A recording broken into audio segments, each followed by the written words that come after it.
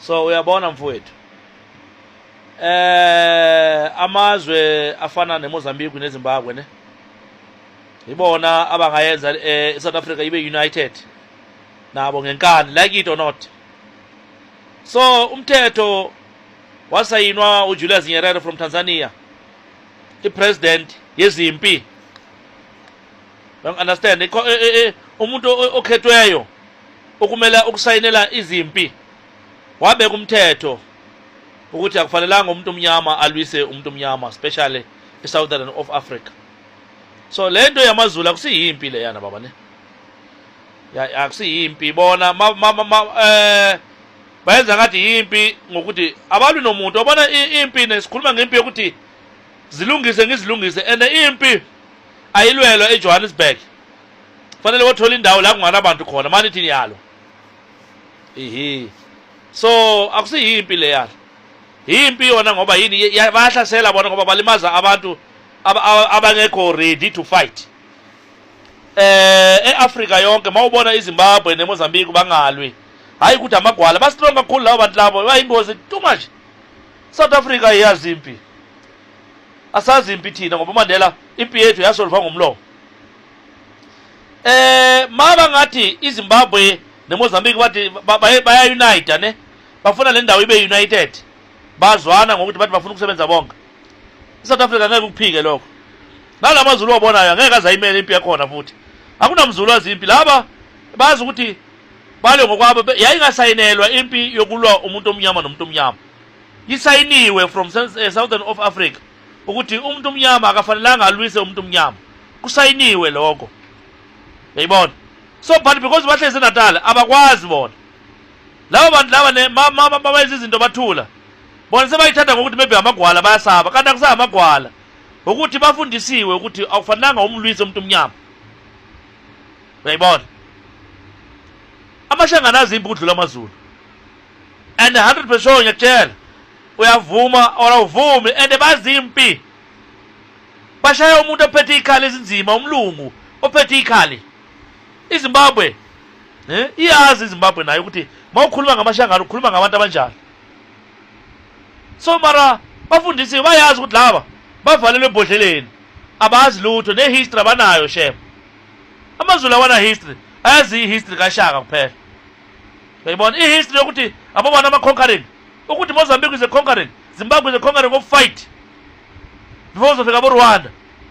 Mawungena boRwanda mawukhuluma ngeMozambique ukhuluma ngabantu, ukhuluma ngesoldier, ukhuluma ngomuntu namandla, ukhuluma ngomuntu ozimelayo, amashangana. So iNatal zange ibe nempi shayibani, uShaka zange washaya belungu. Zange abashaya belungu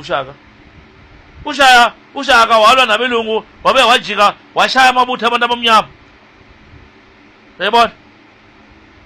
Wabe washaya amabutho abantu abamnyama. So abayazi impi laba, akusiyimpi le abayenzayo. Le yana ne is a threat kubanye abantu. And vele iNatal idume ngaloko ukuthi ilwisa abanye abantu abamnyama, yiloko abadume ngakho.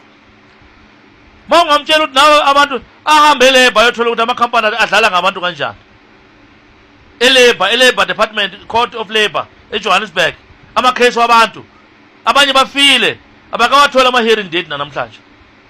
Into ngabe bayilwela leyo. Amakhampani aqosha abantu bangenzanga lutho. Into ngabe bayilwela leyo. Amakhampani abantu bana double pay slip. Uqashwa uhole 20,000. Ihead office ise Cape Town. Mayisuke Cape Town.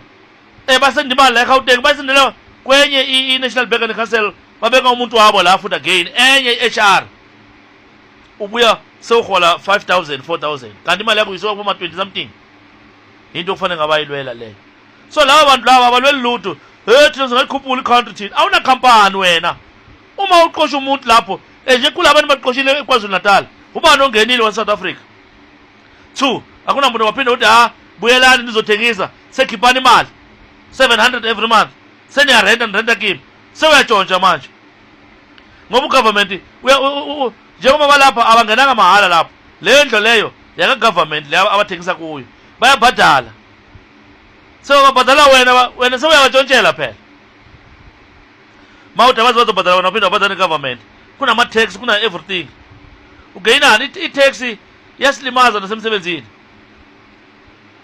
So lana angiphenduli mayelana nokuthi kuvuka impi mina. Amashangana awayithandi impi ngoba siyawazi umthetho wempi ukuthi akufanelanga ulwise umuntu omnyama. Amashangana abonakala ngathi amagwala ngoba yini sithi batshelwa ukuthi ungamlwisi umuntu omnyama. Wabona? Ulwise yini? Ulwise umlungu. Mangabe afike ngoba bayazi ukuthi abelungu babuya ngaphandle bazela kithi. Mara mawathatha ubheke eSouth Africa abantu abamnyama bathwele kanzima. Abelungu bathatha imhlaba, bathatha everything. Umuntu uthola akhe indle eyi-1 la avale the whole indawo yokulingana ilokishi lonke lokuthi kungahlala abantu babeduze nasemsebenzini.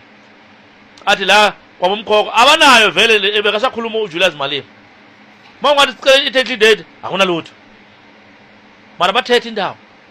So into so amashangana abuye empini enkulu nomthetho wempi bayawazi ukuthi akufanelanga umlisi womuntu omnyama. uJulius Nyerere wakusayinela lokho athi angeke ngisayine impi yomuntu omnyama umuntu omnyama. Ngoba brother and brother ngisayina impi ukuthi wena ubulale umntana kini yabona into efana le. So kuba kanjalo ke ngiyabonga mina into ngiyithandayo ngoKing Zile. Hey silwela asilwe namaZulu thina silwela no government ukuthi alungise into zabantu bethu. Abantu amashangano wethu asogola amatsonga wethu ablokela amapasi ablokela everything eHome Affairs. Ama-case maningi lapha abasawa attend mawenze filing bafike bayibeke bafuna imali bafuna ama-12.5 mawunga-12.5 i-case yakho yahlala 5 6 years 7 years. Laba abavulelwe yilaba abanamandla okukhipha imali. Yabona ilaba abanamandla okukhipha imali thina singanamandla okukhipha imali wenzani akwenzeki lutho. So sicelani ukuthi nani eHome Affairs manisizwa anivuleni ama-ID wabantu please. Siyacela nibavulela ama-ID wabo abantu. Bavuleleni ama-ID wabo eHome Affairs ePitori vulelani ama-ID wabantu lani wablokile. Unreasonable ngoba kunama-case anisawa attend ama-case wabantu. Nithuma abantu nithi baye kubo legal aid. Wawuthi umuntu ukuthi aye ku-legal aid kanti uphethe full files lapho. Uyekela ukuvula i-ID yomuntu nangu ufundile isikolo nasi i-original nayi-ID kababakhe nayi-ID kama wakhe. Wala eMzansi ubelekele kulesibhedlela nangu lo muntu lo. Uthola yonke information mara ngoba usadigana nemali wena. Uthatha ifile uyibeke. So sithatha abelungu sibabeke lapho kubuye iqhalwe futhi ngoba iHome Affairs mase nje ayisadinga abantu abamnyama. Idinga abelungu. Sobuye sithi abelungu futhi bane-apartheid. Kahle South Africa asizazi sifunani. So watholela amalungelo umuntu uthola umsebenzi uthi wesenze Home Affairs anceda abantu abamnyama. Ufika uyabamosha abantu abamnyama akasabancedi ublokela everything kwasana.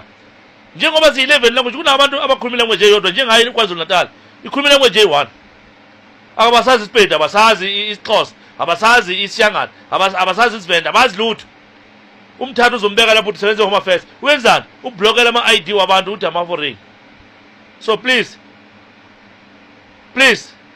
uthatha umpedi wePietersburg umfake lapho akazi ukuthi amalanguage kanjani akazi izulu akazi lutho makafika lapho ublokela abantu. So please bengizothi mina eHome Affairs akusebenza umuntu ukhe owaziyo wonke lamalanguage lawo ukwakhuluma.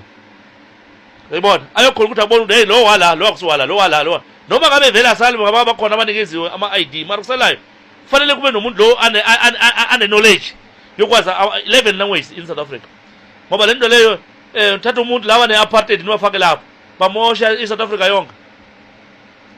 Umuntu just imagine umuntu akaholi bheshini umuntu akanamali akasebenzi ufuna ukumaketa akamaketi uboshelelwe usejele yini kona lokho.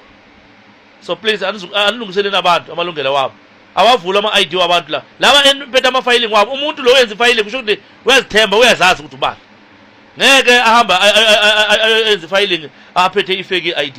Anivuleni ama-ID wabantu please.